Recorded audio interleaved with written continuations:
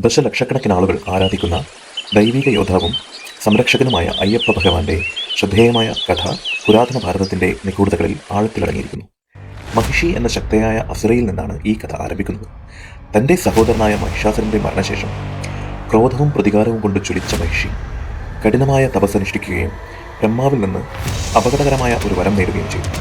ഈ അനുഗ്രഹം അവളെ അജേയയാക്കി. ശിവന്റെയും വിഷ്ണുവിന്റെയും സംയോജനത്തിൽ നിന്ന് ജനിച്ച ഒരു കുട്ടിക്ക് മാത്രമേ അവളെ പരാജയപ്പെടുത്താൻ കഴിയൂ. അജേയത്തിൽ അഹങ്കാരിയായ മഹിഷി പ്രപഞ്ചത്തിലുടനീളം ഭീതിയും അരാജകത്വവും വ്യാപിപ്പിച്ചു. മഹിഷിയുടെ ഭീകരത അവസാനിപ്പിക്കാൻ അസാധാരണമായ എന്തെങ്കിലും സംഭവിക്കേണ്ടതുണ്ട്. പരമശിവനും വിഷ്ണുവും അസാധാരണമായ രീതിയിൽ ഒന്നിക്കേണ്ടി വന്നു. സമുദ്രമന്താരത്തിനു ശേഷം ദിവ്യമായ അമൃത വിതരണം ചെയ്യാൻ വിഷ്ണു മോഹിനിയുടെ മോഹിപ്പിക്കുന്ന രൂപം സ്വീകരിച്ചപ്പോൾ ശിവൻ മോഹിനിയുടെ സൗന്ദര്യത്തിൽ ആകൃഷ്ടനായി. അവരുടെ കൂടിച്ചേരലിൽ നിന്ന് ഒരു ദിവ്യ ശിശു ജനിച്ചു. സമാധാനം കൊണ്ടുവരാനും മഹിഷിയുടെ ഭീകരത അവസാനിപ്പിക്കാനും വിധിക്കപ്പെട്ട ഒരു കുട്ടി. പന്തളം രാജ്യത്തിന്റെ ഭരണാധികാരിയായിരുന്ന രാജശേഖര രാജാവാണ് ഈ ദിവ്യ ശിശുവിനെ പമ്പാ നദിയുടെ തീരത്ത് കണ്ടെത്തിയത്. രാജാവും രാജ്ഞിയും എപ്പോഴും ഒരു കുഞ്ഞിനായി കൊതിച്ചിരുന്നു. അവർ കുഞ്ഞിനെ ദൈവങ്ങളിൽ നിന്നുള്ള അനുഗ്രഹമായി സ്വീകരിച്ചു. കുഞ്ഞിന്റെ കഴുത്തിൽ തിളങ്ങുന്ന മണിയുണ്ടായിരുന്നു. അതിനാൽ അവർ അവന് മണികണ്ഠൻ എന്ന് പേരിട്ടു. മണികണ്ഠൻ അസാമാന്യമായ ശക്തിയും വിവേകവും ദയയും കൊണ്ടുവന്നു.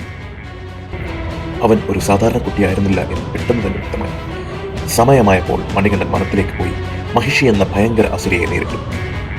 ഘോരമായ യുദ്ധത്തിനു ശേഷം അവൻ അവളെ പരാജയപ്പെടുത്തി.